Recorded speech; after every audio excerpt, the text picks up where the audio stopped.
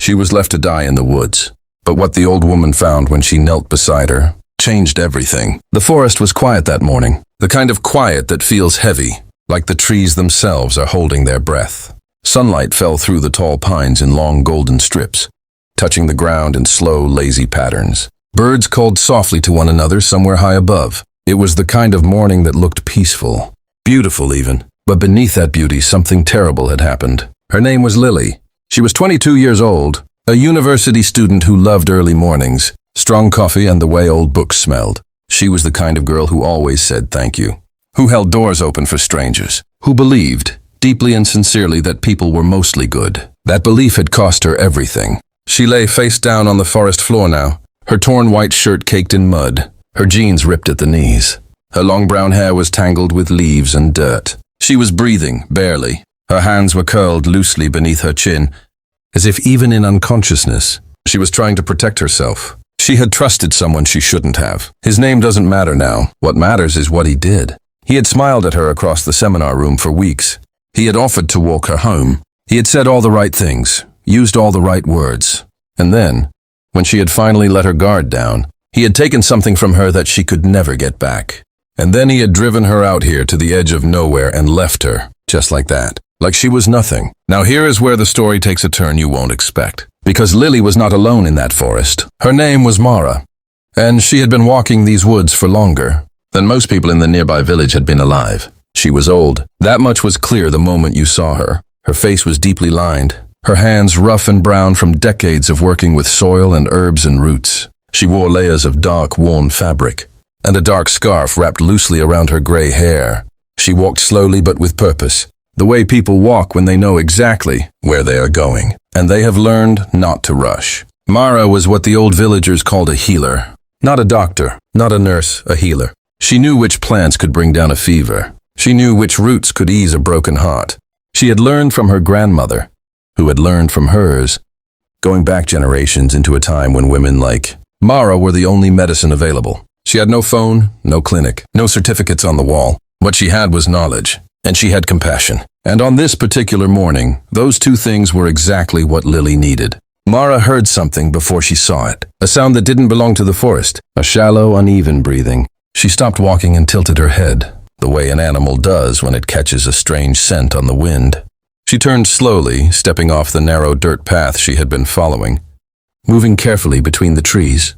And then she saw her, a young woman, face down in the leaves, completely still except for the faint rise and fall of her back. Mara did not scream. She did not run. She moved toward Lily with steady, quiet steps and knelt down beside her. She pressed two fingers gently to the side of Lily's neck and felt the pulse there, weak but present.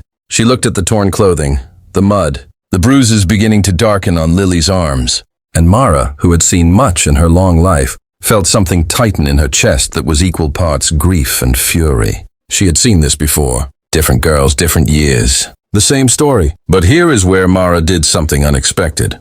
She didn't just call for help or run to the village or do what most people would do. She stayed. She sat beside Lily on the cold earth and she began to work. From the worn cloth bag she always carried, she pulled small bundles of dried herbs, a folded piece of linen, and a clay jar sealed with wax. She cleaned Lily's hands first, gently, the way a mother cleans a child's scraped knee.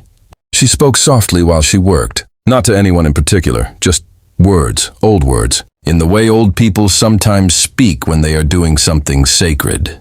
She covered Lily with her own outer shawl, tucking it around her shoulders with quiet care. Then she pressed a small bundle of herbs beneath Lily's nose. Something sharp, something awakening. Lily's eyes opened slowly.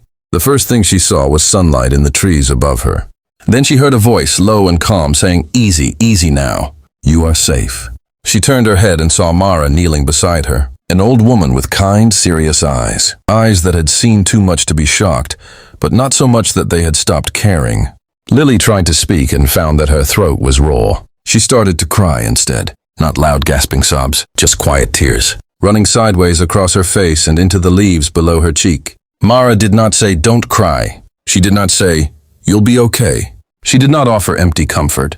She simply put one rough, warm hand on Lily's back and kept it there. A steady, grounding weight. "I am here. You are not alone." That was all. And somehow that was everything. Now you might be wondering, what happened next? What did Mara do? What became of the man who left her there? Stay with me, because what Mara did next is the part that matters most.